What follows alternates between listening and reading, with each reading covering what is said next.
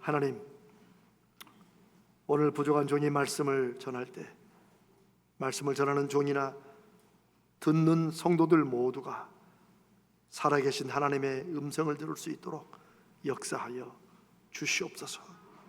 우리 주님 거룩하신 예수님의 이름으로 간절히 기도드리옵나이다. 아멘.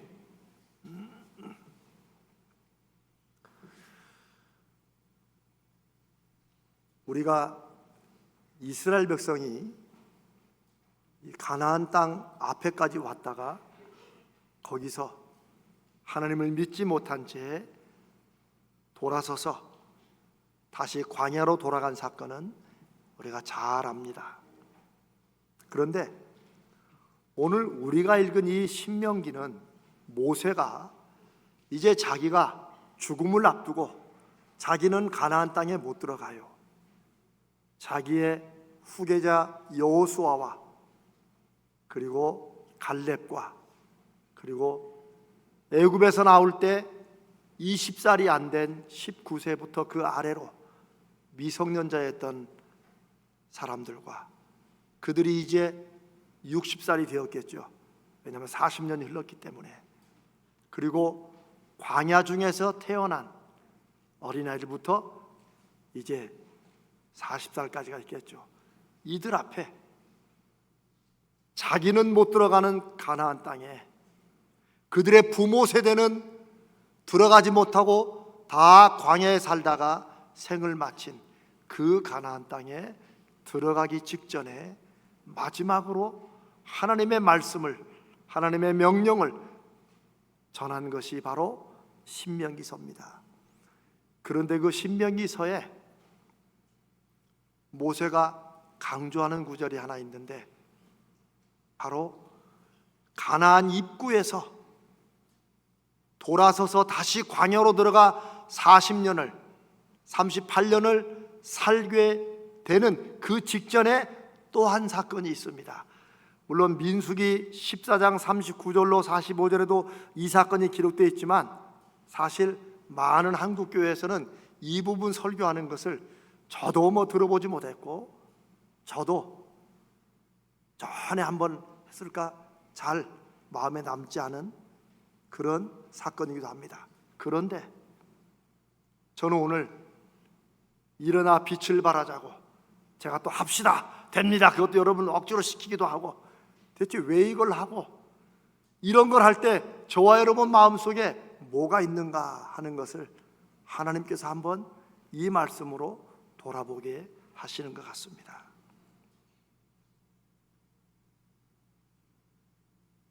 가나안 앞에서 돌아서서 우리는 메뚜기다 해서 메뚜기처럼 살려고 광야로 들어가기 전에 무슨 사건이 있었냐면은 이들이 그 가나안 땅에 공격을 한 거예요. 하나님 앞에 하나님 우리가 잘못했습니다. 죄송합니다 하고는 이스라엘 백성들이 자기들끼리 막 힘을 모아가지고 군대를 조직해가지고 가나안 원주민들은 거인인데 우리는 그들 보기에도 그렇고 메뚜기 같은 우리인데 이렇게 했던 사람들이 갑자기 막 사람들을 모아가지고 가나안으로 쳐 올라갔습니다. 결과는 어떻게 됐을까요? 대참패였습니다. 세일산에서 호르마까지 굉장히 먼 길이에요. 여기까지 벌떼들에게 쫓겨 도망가듯이 이렇게 간신히 목숨 건져 돌아와서 그 후로 도망치듯 광야로 들어가서 38년을 삽니다. 저는 이 사건이 갑자기 생각나면서 이 말씀이 일어나 빛을 발하자고 인생의 광야를 끝내고 가나안 땅으로 들어가자고 제가 여러분과 함께 계속 말씀을 나누고 기도하고 강조하는 우리에게 하나님이 주시는 말씀이 있다 확신합니다.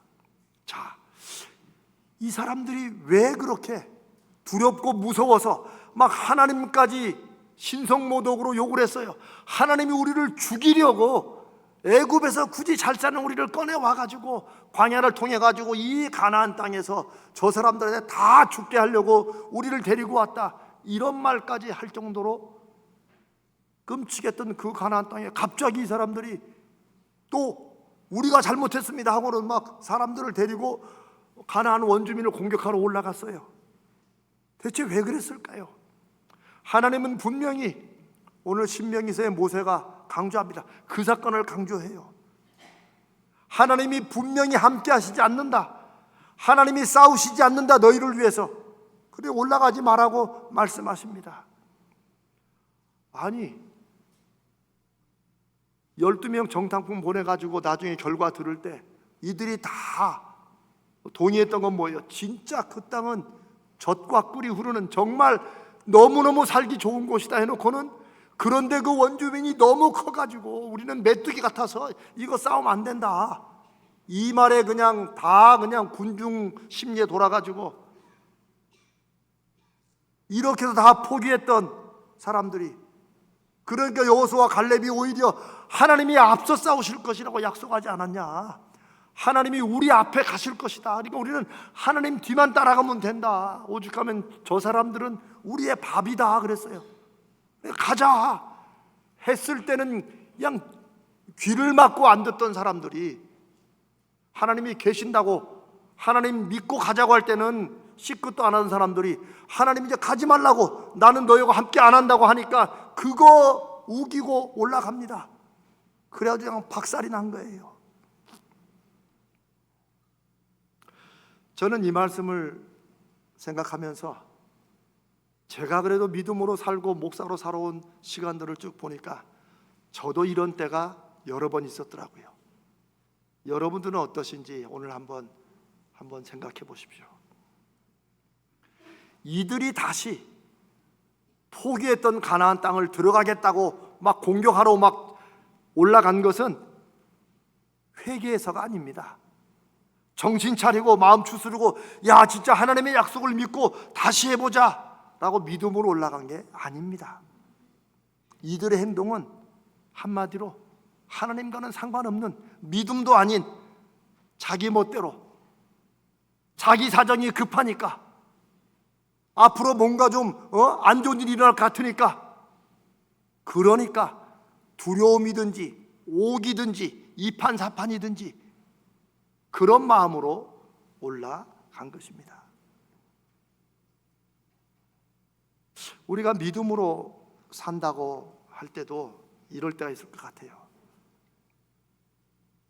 그래서 여러분 제가 그러면 이 사건 속에 나타나는 이스라엘의 백성들의 마음이 무엇일까를 여러분과 함께 나누고자 합니다. 그러면서 여러분들은 주님 안에서 여러분들의 마음을 한번 돌아보시기 바랍니다.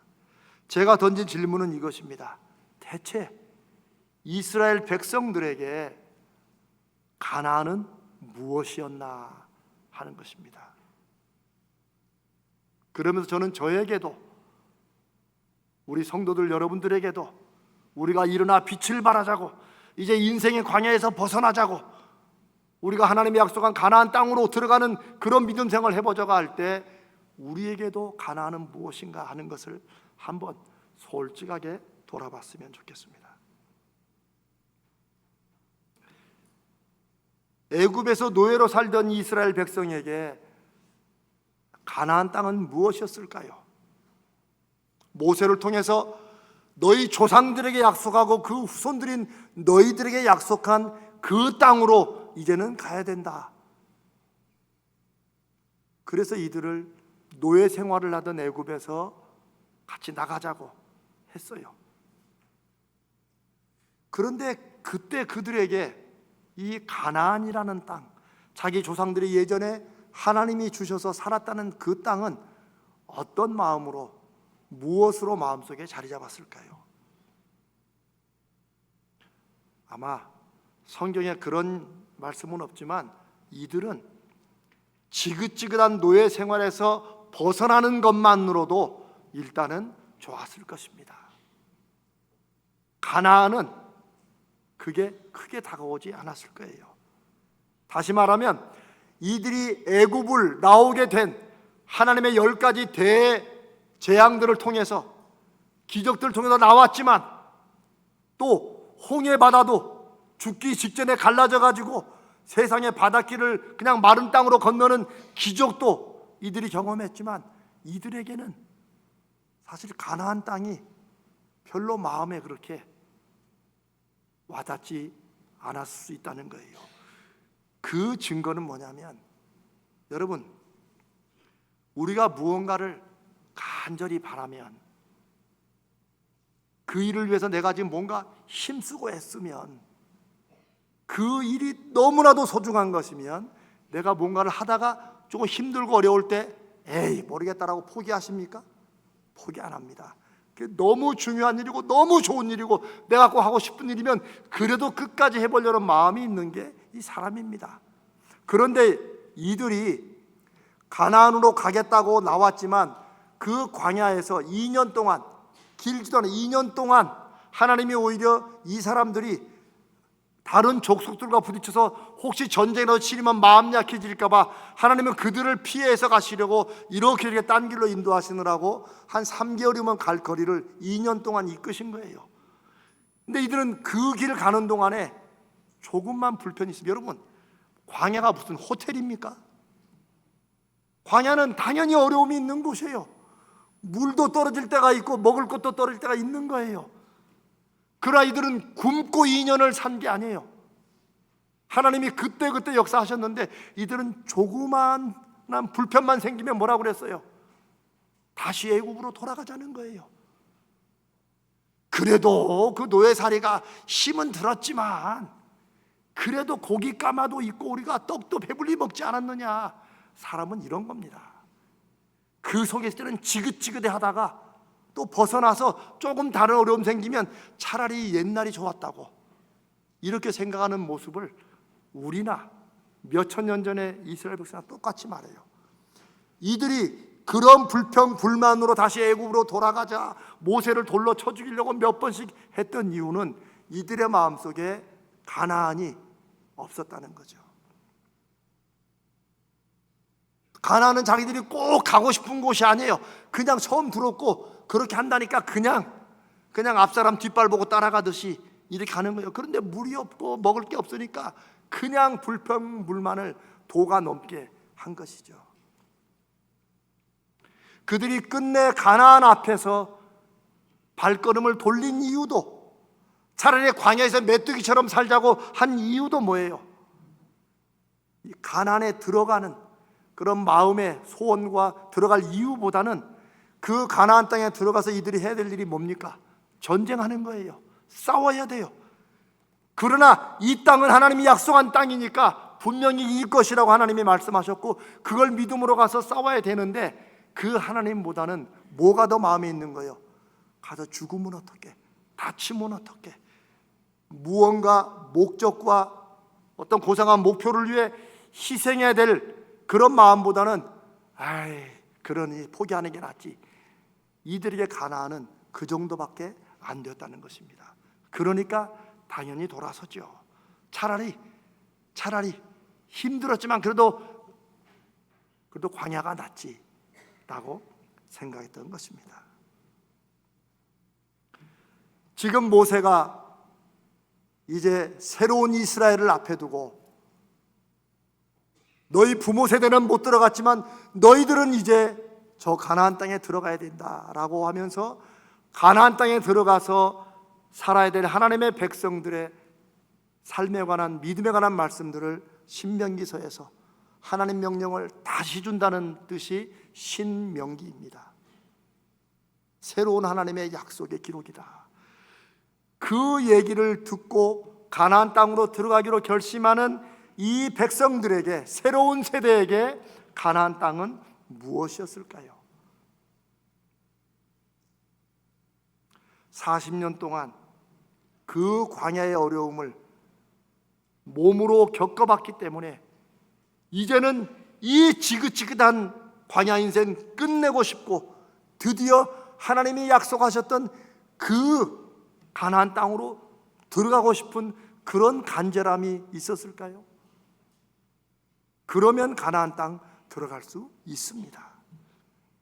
그러나 만약에라도 부모 세대의 삶을 받고 이들이 어쨌건 살면서 들어갔어야 되는데 말았어야 되는데 그래도 이거 좋지, 이러면서 결국 가나안 땅에서 자기의 인생을 다 마치는 그런 부모 세대의 삶을 보면서 그 가나안 땅이 하나님이 가라고 했는데 안 가가지고 우리가 지금 이 광야에서 사는 거다라고, 가나안이 하나님의 명령이고 그거 어기면 죽고 벌 받는다는 이런 식으로 우리도 그러니까 가나안 땅 들어갈 수밖에 없다라고 했으면 이들이 가나안 땅 꼭 들어갈 수 있을까요?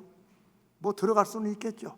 들어가서라도 이들은 제대로 싸우지 못했을 것입니다.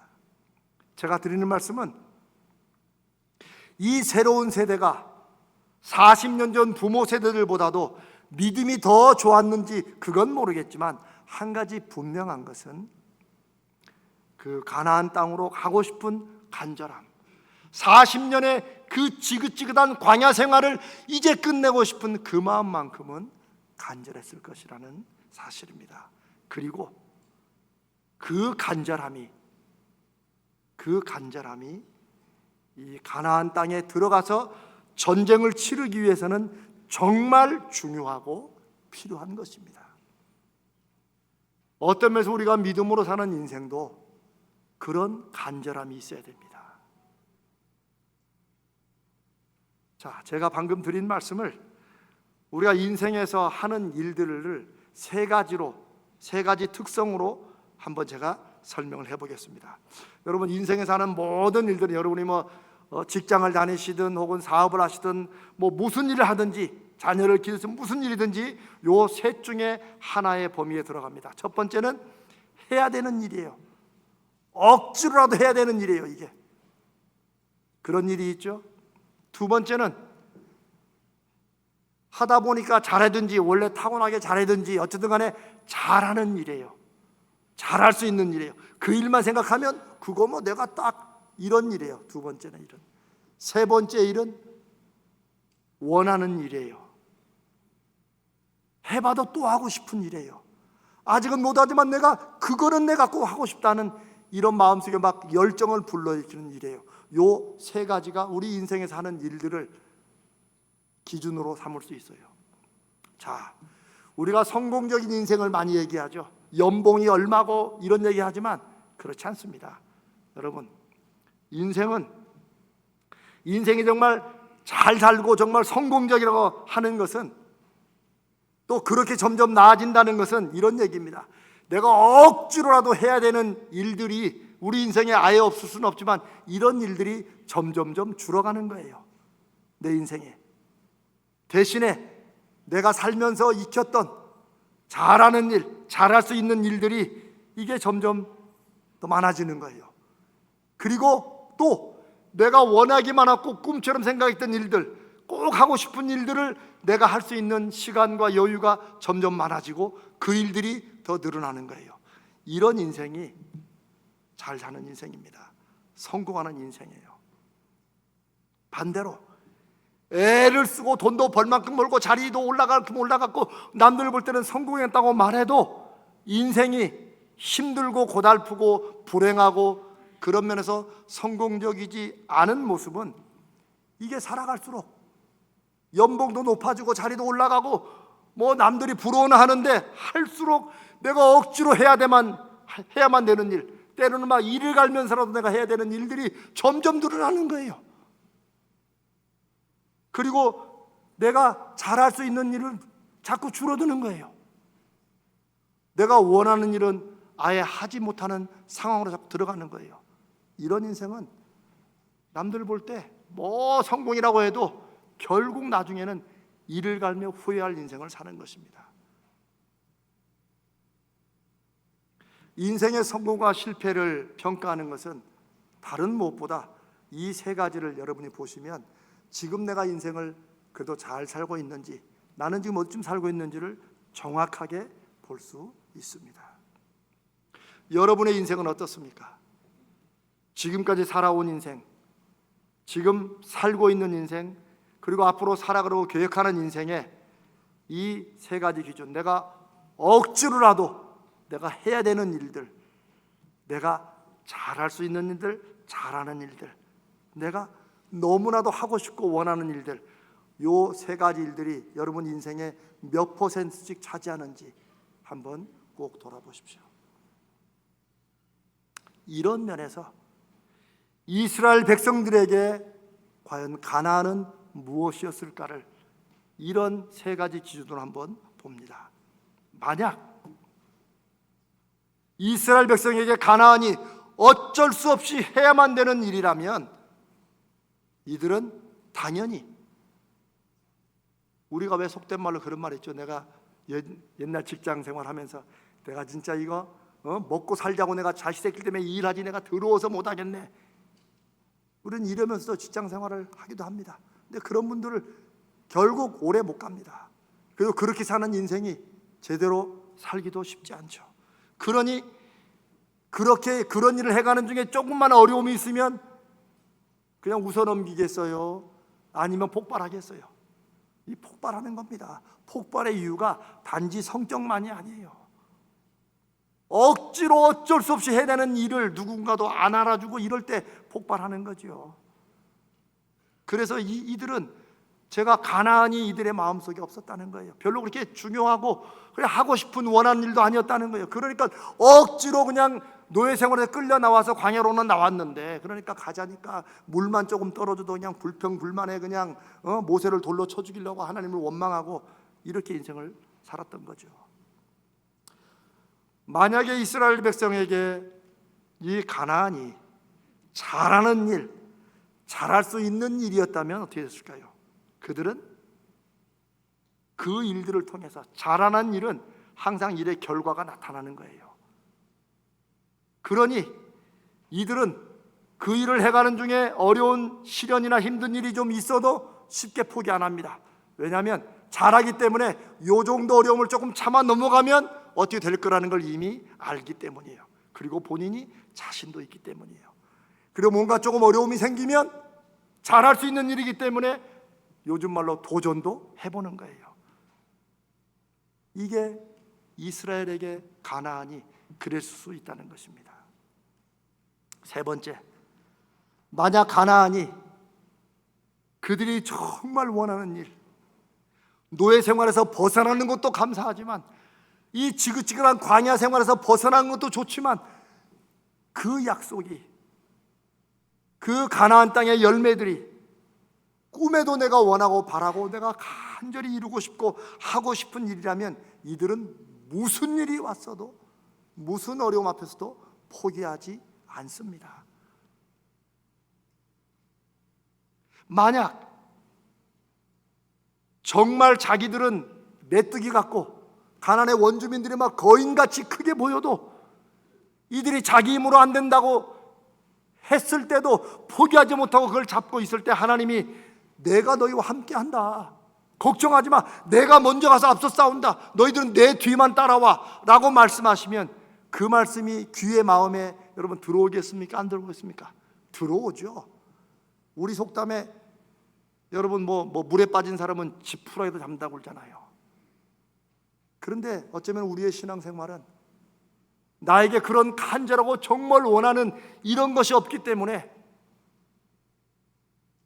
실제 그렇다면 하나님 대신 지푸라기도 잡을 건데 하나님이 그렇게까지 말씀해 주시는데 그럼 이게 진짜인지 아닌지 한번 확인이라도 해보려는 이런 간절함이 우리 속에 있다는 거예요.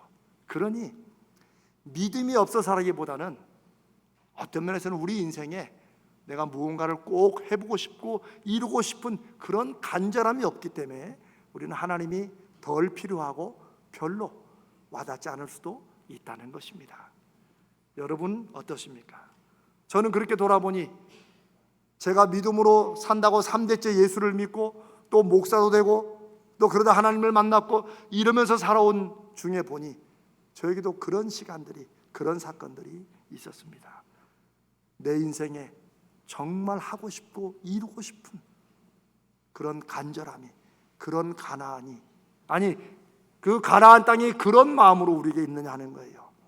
여기 계신 젊은 분들이나 나이 든 분들이나 어차피 인생은 누구에게나 다 한 번뿐이고 어느 연배에 있든지 지금 인생이 우리가 살고 있는 인생입니다. 우리가 믿음으로 산다는 것은 바로 그런 것입니다. 하나님에 대한 믿음은 억지로 생기는 게 아니에요. 하나님도 그걸 바라시지 않습니다. 왜냐하면 억지로 해야만 되기 때문에 하는 그런 신앙생활, 그런 믿음은 열매를 맺지 못하는 걸 알기 때문에 그래요. 제가 여러분에게 그래도 억지로도 순종을 하자, 순종이란 건 그런 거예요. 그러나 믿음 생활은 억지로 해가지고는 인생에서 일이 안 되는데 억지로 하는 걸로 믿음의 열매를 맺지는 못한다는 거예요. 하나님이 바라시는 것은 우리 마음속에 정말 간절함이 있느냐.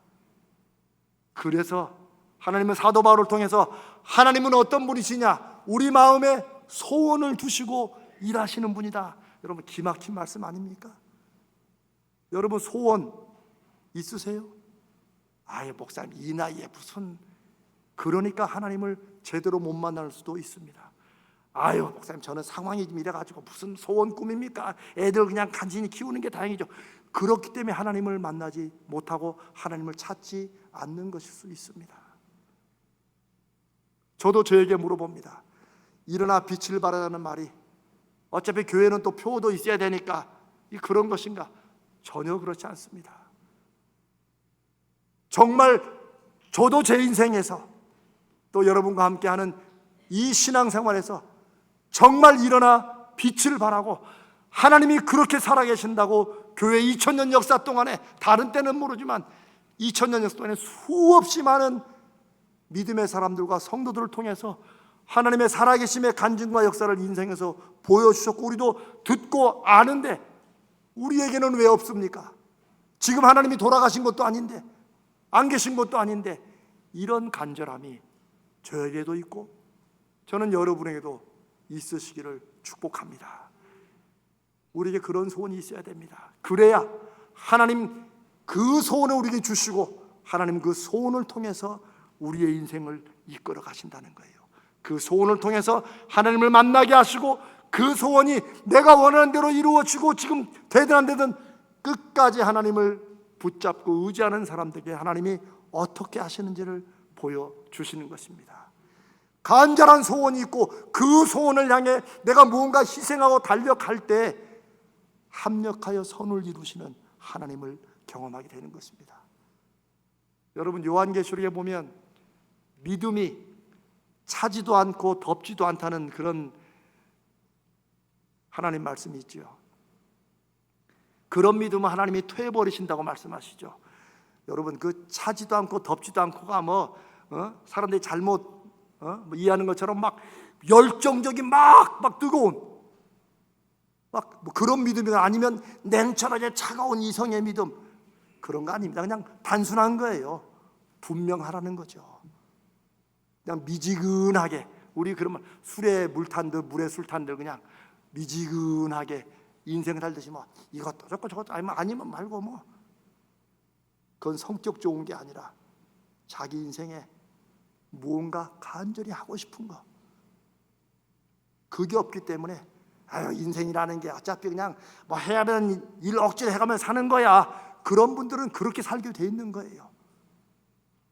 그러나 하나님은 우리 가운데 가나안이라는 그런 하나님의 약속을 주시고 몇천 년 전 이스라엘 백성들이나 오늘 저와 여러분에게도 이 말씀을 주시고, 올해 2025년으로 우리가 다 끝나는 건 아니지만 올해 드디어 한번 내 인생의 광야에서 그 40년간 맴돌던 20년간 10년간 이제는 그런 인생 나 이제 안 한다, 나 안 산다, 이제 그런 벗어나고 싶은 간절함, 하나님이 성경에 약속하시고 이 목사님이 매주마다 저렇게 그냥 미친 듯이 하는 저 말이 정말 사실이라면 그러면 나도 하나님 한번 역사해 주시라고, 이런 것부터, 이런 마음의 소원부터 하나님의 역사가 시작됩니다.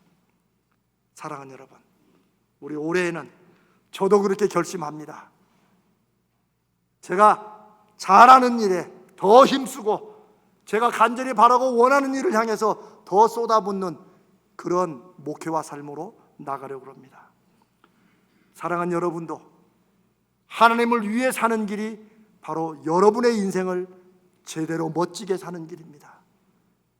여러분도 그렇게 여러분의 삶의 자리에서 일어나 빛을 발하는 이번 한 해 되시기를 주님의 이름으로 축복합니다. 이런 말이 있더라고요. 혼자 꾸는 꿈은 허망한 꿈으로 끝날 수 있지만 함께 꾸는 꿈은 반드시 이루어진다. 이거 뭐 성경 말씀은 아닙니다.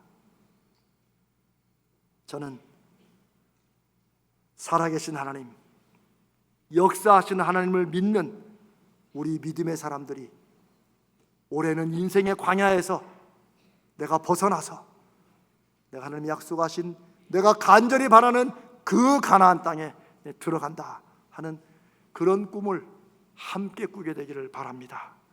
그리고 하나님께서 우리 앞서가서 싸우신다고 약속하셨으니 우리가 순종하면 그 일을 이루어 주실 것을 믿습니다. 한번 그렇게 이 시대, 교회도 많고 믿는 사람도 많고 다 그렇게 믿는 것 같은 이 시대에 하나님이 살아계시는 증거를, 역사하시는 증거를, 여호와 산마를 우리가 한번 증거해 보십시다. 아멘. 사랑하는 여러분, 합시다. 됩니다. 안 믿는 사람은 안 믿는 대로 살 것이고 믿고 간절함으로 사는 사람은 하나님이 역사하실 것을 믿습니다.